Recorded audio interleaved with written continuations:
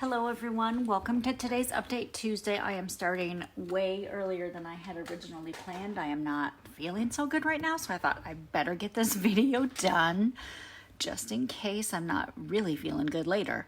So I thought I'll just go up live now, get it done, and you all can watch the replay later if you want to.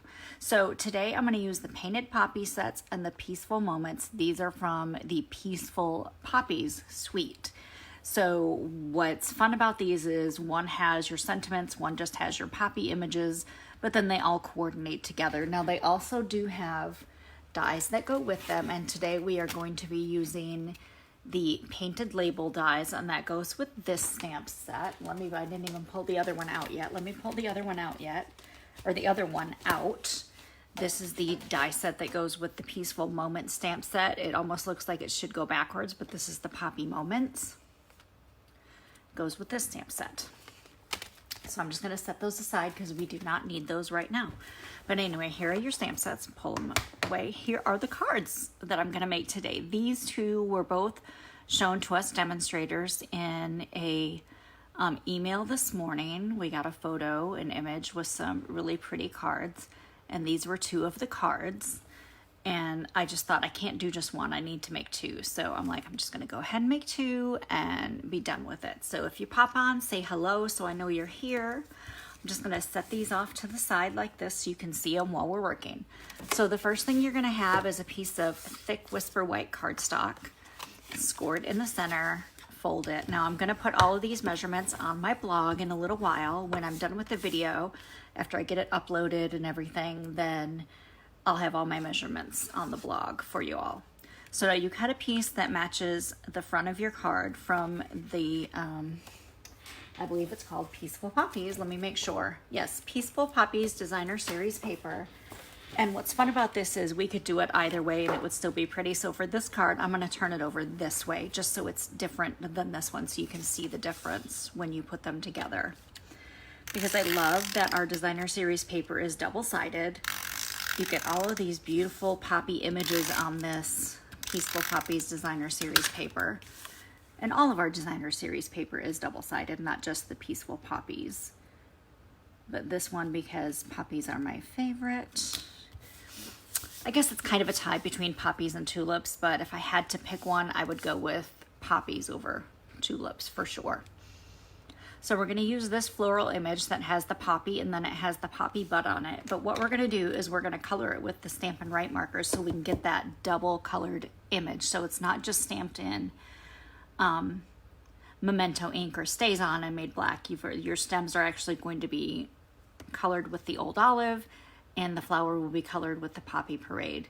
Now the thing you have to remember is you can't color your stamps with the Stampin' Blends, which are this shaped marker. You cannot color your rubber stamps with these because they're alcohol based and they will dry your stamps out, but you can with the Stampin' Write markers because they are water based. So it's just a helpful hint to remember. Now don't color them with your other blends. You can only color them with your Stampin' Write markers.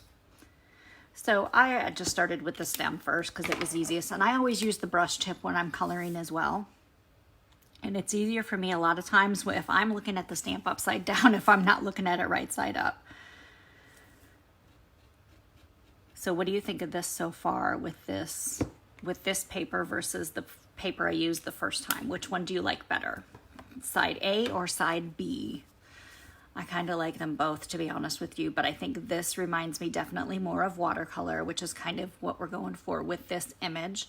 So once you have it colored, just stamp it down on your stitched rectangle. That's Whisper White cardstock.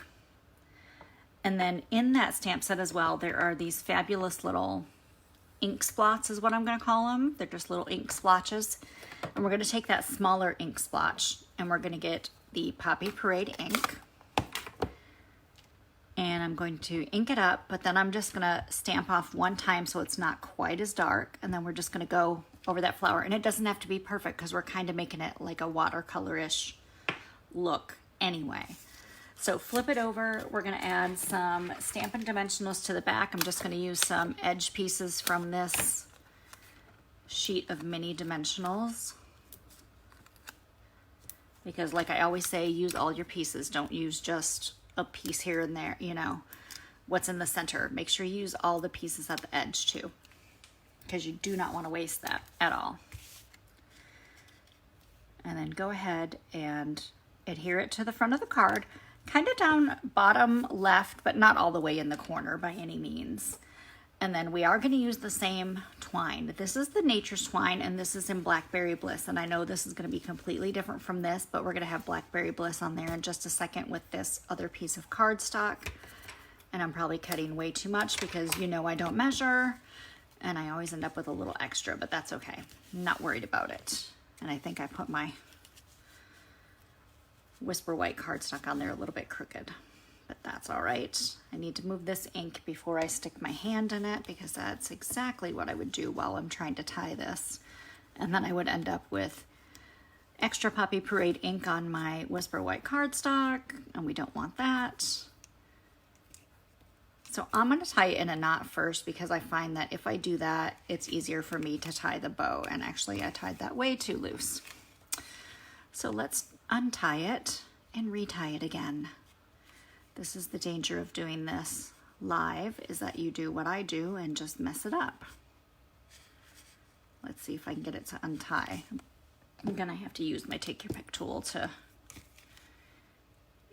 I can't get a hold of where I tied it tight, that's for sure, right? Come on. If I could just get underneath that piece all the way, and it's just, there we go. Just doesn't want to come apart. There we go. Got it.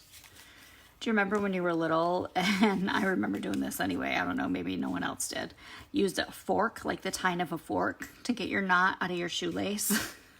I remember doing that when I was younger, because it was the only way to get a hold of it. There. Once you have that knot, then you can tie your little bow.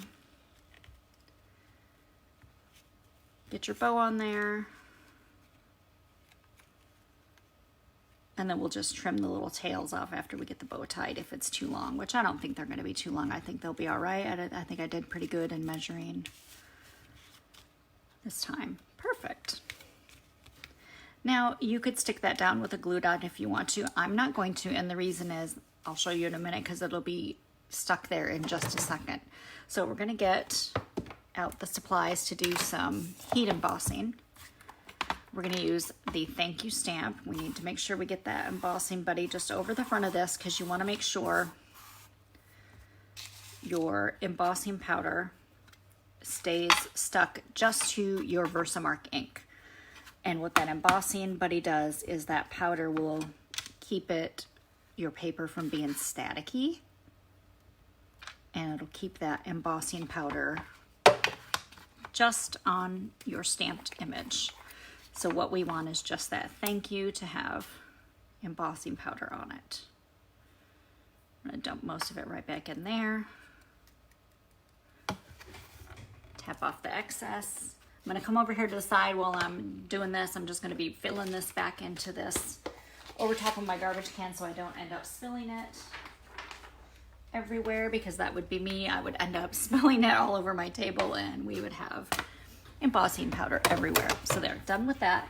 Grab your heat tool, and of course you know the heat tool gets a little loud, so I'll try to talk over it, but that's no guarantee because it is kind of loud. I want it to heat up just a little bit before I put it on there.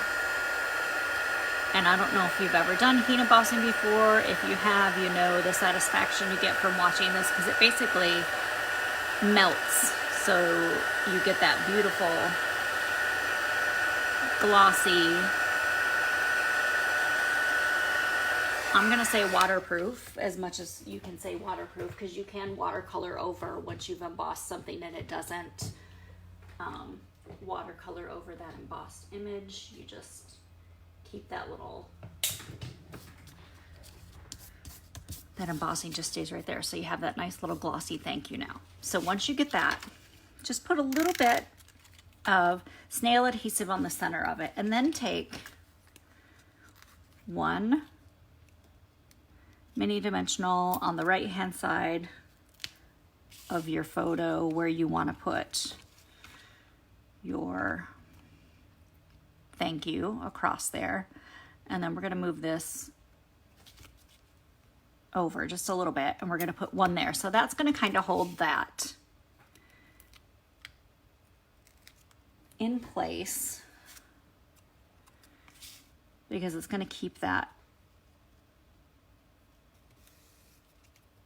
from moving off from your card now, and so it'll kind of hold it in place. So like I said, you can put a glue dot underneath the knot if you want to as well, but because I was adding that to it right there, I figured I didn't really need a glue dot underneath that knot. So there, that's the first card. Look how cute and simple that is. Now, you wouldn't use a special envelope for this. Just use your regular size envelope and mail it in a regular size envelope so you don't have to pay extra postage. If you use a smaller envelope that would fit this exactly, you're going to end up paying extra postage, and you don't want to do that. So now our second card, I am going to make probably exactly like this, just because we didn't use any designer series paper for this. So we've got our cardstock. I'm going to show you real quick because this is a 3x3 card. You're going to have a 3x6 inch piece of cardstock. And again, all these measurements will be on the blog so you can see them there. Sorry. I'm going to move this over here. You're going to use your scoring blade on your new trimmer, which is the lighter colored blade. Move this over to 3 inches because you want 3 inches on each side. And that's how easy it is to score your paper. Super simple. It is a skill that does not take a lot of thinking or effort. And now I should have left that paper cutter sitting right there because we're going to use it again. I'm going to show you how beautifully this paper trimmer cuts, because we're going to need 2 pieces of Whisper White cardstock, one for the inside of the card and one for the outside of the card. And so I'm just going to, well, I almost scored them instead of cutting them. We don't want to score them, we want to cut them. So you want to use that darker blade, that's your cutting blade. And since we are doing 2 of them, we'll just do the first one. And these are just a little bit smaller than that 3x3. These are 2 7/8 by 2 7/8. And you just need 2, one for the inside, outside. Now look how crisp and clean that cut mark is. These blades are fantastic on this trimmer. So by far, this is the best trimmer I have ever used. All right, so we're not gonna adhere these down yet. We're gonna do our stamping first. We're gonna get this beautiful image. I call it the mini poppies image because they're just, it's a tiny floral image. So they're mini poppies. We're gonna stamp them in Old Olive. And you would think, oh, why don't you just stamp them in Memento or StazOn? Just because you don't. Just stamp them in the Old Olive. It's perfect. It's dark enough that you can, it's not going to make a difference for the poppies is what I'm trying to say. Like that way your stems are already green and it's not going to make a difference for your poppies. Now take this larger spot. This is kind of what I didn't put it on Do Not Disturb. There we go. And stamp off once and then stamp, and then you've got that fantastic little image there. And you can stamp again just to get a little more of the lighter tones in there if you want. And then clean it on your chamois. Now look at my chamois, it's horrible. It starts out that really pretty light lavender purple color. But once you start using it, it gets stained, but it cleans that ink off perfectly. So now we're going to do the poppies, and we are going to, I stamped off on this one, so let's not stamp off on this one. Let's use the darkest, the darker, and then we can do the stamped off. Let's add a little extra poppy parade in there. I kind of like how it looks with the darker. It's really pretty. Kind of brightens it up. I didn't need to close the poppy parade because we're going to use that for the happy birthday. We'll open it again in a second. So once you have that stamped, go ahead and adhere it to the front of your little mini card.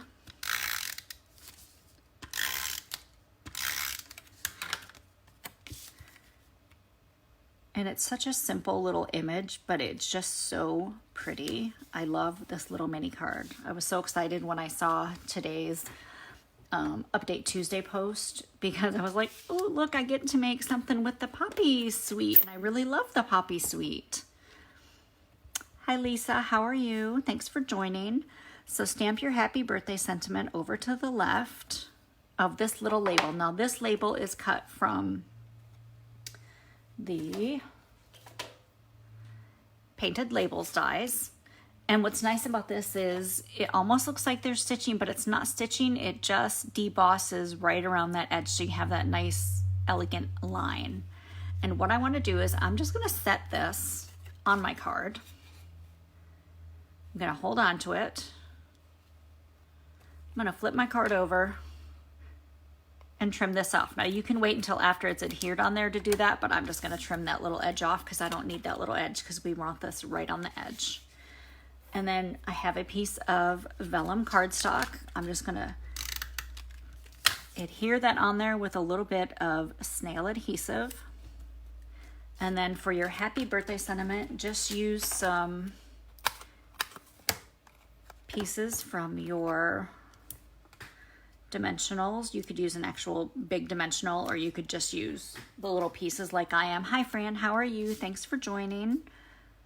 I need to apologize to you ladies for coming on so early. I was going to do this later, and that was my original plan, but I'm having one of my MS days, and I'm really, really exhausted. So I thought if I don't do this now, I might be sleeping later. So I decided I better get on here now and do this. Now, tie a little bow using some linen thread, and move your ink pad so you don't get ink on your hands, because that's, you know me, I would have it on my hands.